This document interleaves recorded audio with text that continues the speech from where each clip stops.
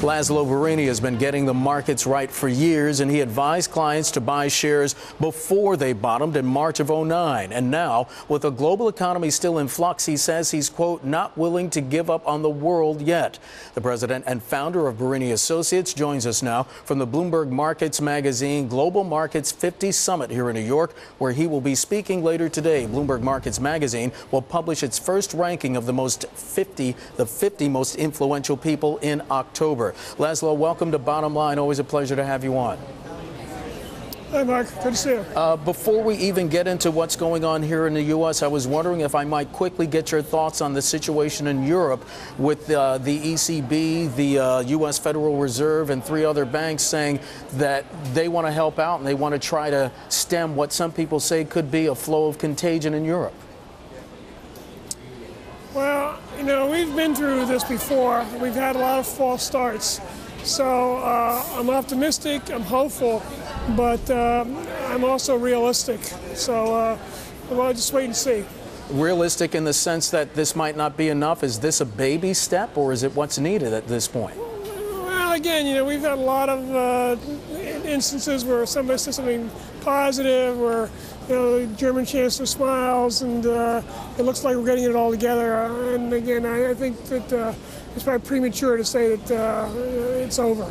All right, fair enough. Laszlo, Harvard's Martin Feldstein and Nouriel Roubini of Roubini Global Economics, they're just 2 of the many voices who say the United States is headed toward another recession. And then S&P stripped the U.S. of its coveted AAA rating, but you're still bullish. Why?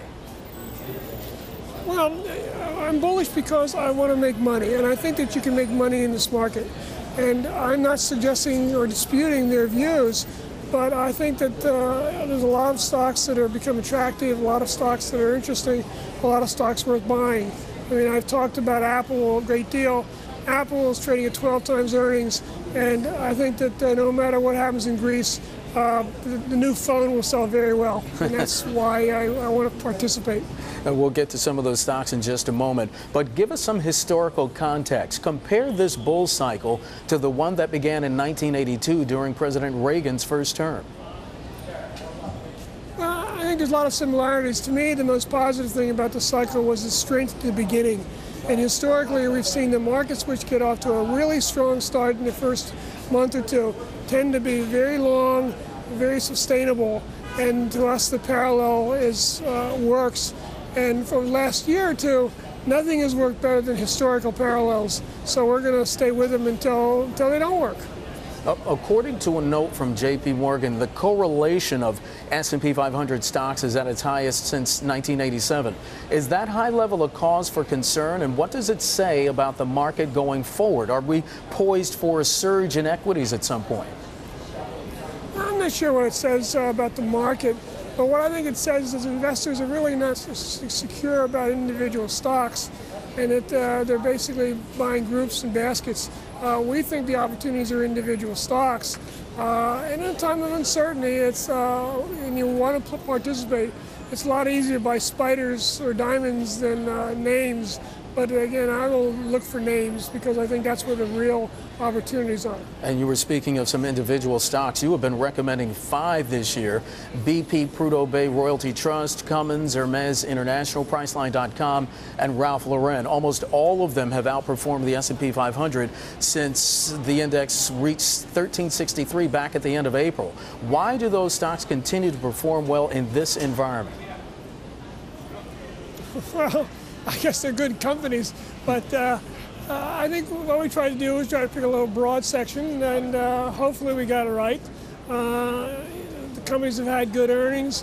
They're not especially expensive. Hermes is expensive, but then Hermes products are expensive.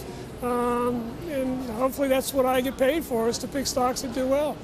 Laszlo, you're not buying financials and you're not buying healthier companies. Why not?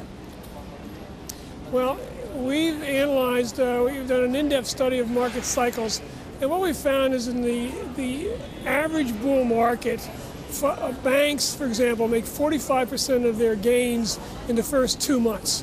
And afterwards, banks are really underperformers during bull markets. And that's worked out very well this time, and it's worked out in 7 of the last 8 bear markets, or bull markets. And somebody who works 85% of the time has a better batting average than I ever have. And so we'll just go with something that's worked. Laszlo, if I might ask, we might delve into politics just a little bit, if you don't mind.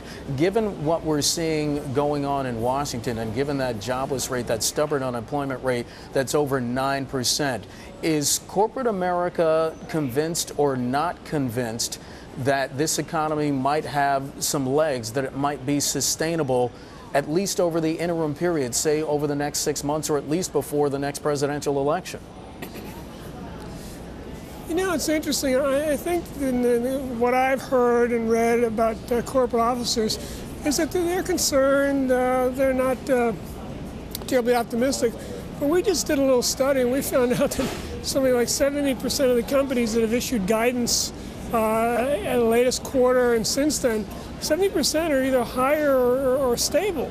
So we have sort of, again, a little bit of a disconnect between what they're saying about their business prospects and then what they may be feeling perhaps emotionally or in their hearts. But again, I think business seems to be doing pretty well. And I would suggest that part of the hiring issue is the fact that companies are doing well without hiring. That's interesting because I actually heard that a couple of weeks ago here on our air. At least at this point, perhaps they need more workers, but since things seem to be stable for some of them right now, why hire? Why spend the extra capital hiring more workers when we're doing fine with what we have? I guess. Again, I'm not in the corporate world. Sure. All right, Laszlo Birinyi, president of Birinyi & Associates, joining us from that Bloomberg Global Markets 50 Summit here in New York. Laszlo, it's always a pleasure to have you on. Thanks so much.